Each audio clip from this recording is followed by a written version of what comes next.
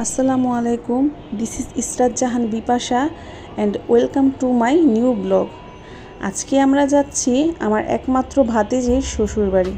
আর ভাতিজির শ্বশুরবাড়ি যাওয়ার জন্য তো আমরা রেডি টেডি হয়ে বেরিয়ে পড়েছি। আর আমার হাজব্যান্ড কিন্তু আমাদের সাথে যাচ্ছে না, ওনার এক জায়গায় দাওয়াত ছিল আর উনি সেখানেই অ্যাটেন্ড করবেন। তো এদিকে আবার আমাদের জন্য ভাবি ঘাটে অপেক্ষা করছিল। তো ভাবিকে নিয়ে আমরা একটি রিজার্ভ নৌকা ভাড়া করে নিলাম। নদীর চারিপাশটা ভিডিও করছিলাম। স্বচ্ছ পানি আর কচুরিপানা দেখতে অনেক বেশি ভালো লাগছিল। সেই সাথে আকাশটা অনেক বেশি মেঘলা মেঘলা ছিল। আর এই তো এখানে মুনতাহা হচ্ছে একটু স্টাইল করে নিবে এখন। আর গতকাল রাতে তো মেহেক মুনতাহার চোখে ঘুম নেই, কারণ মুনতাহা মেহেক অপেক্ষা করছে কতক্ষণে ওরা বড় আপির শ্বশুরবাড়ি যাবে, বড় আপিকে দেখবে। তো তো আমরা নদী পার হয়ে এখন একটি রিক্সা নিয়ে নিয়েছি, তো রিক্সায় করে যাচ্ছি। তো তো রাস্তাটা আমি একটু ভিডিও করে নিলাম।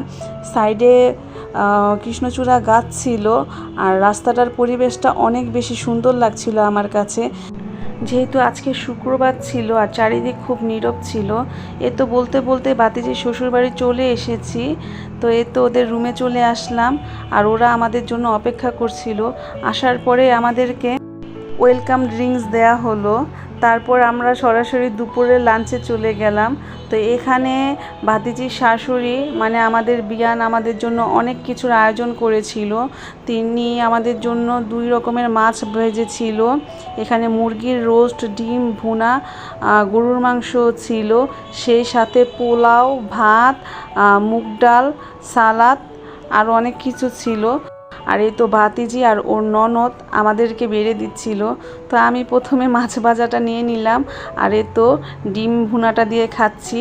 আর সত্যি কথা বলতে আমার ডিমের দো পেঁয়াজে অনেক বেশি ভালো লাগে। তো তো আমি খাওয়া শুরু করে দিয়েছি আর আমার সাথে সবাই খাচ্ছিল। তো এরপরে ডিম দিয়ে আর মাছ দিয়ে খাওয়ার পরে আমি রোস্ট নিয়ে নিয়েছি। আর আরেকটি কথা, আমার কিছুদিনের জন্য গরুর মাংস খাওয়াটা নিষেধ, তাই আমি গরুর মাংসটা অ্যাভয়েড করে গেছি। যেহেতু যদি আমার গরুর মাংসটা অনেক বেশি পছন্দ, তবুও কিছু করার নাই, আমার যেহেতু নিষেধ ছিল তাই আমি আজকের গরুর মাংসটা খাইনি।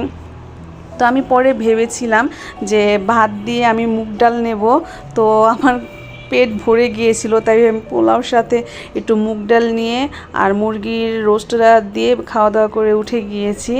এর কিছুক্ষণ পরে আমাদেরকে আবার কোল্ড ড্রিঙ্কস দেওয়া হলো।